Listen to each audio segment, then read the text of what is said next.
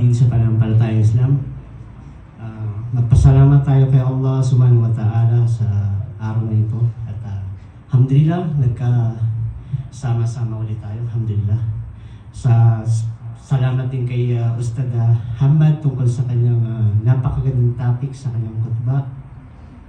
Naway, sa tulong ni Allah, kapulutan natin ito ng aral at maging inspirasyon na kapag dumating ang isang sitwasyon sa buhay ng isang tao, pumasok sa inyong isipan ang kanyang khutbah na kung saan yung gantimpala na nakaabang sa taong nagtataglay ng sabar, inshallah.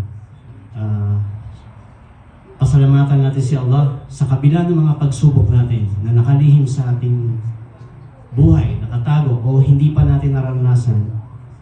Pasalamatan natin siya dahil sa bawat sandali ay tayo pinagkakalawan niya ng isang panibagong bukas o panibagong buhay o pahina ng ating buhay na pwede nating suriin, hinga ng kapatawaran, pagsumikapan, baguhin,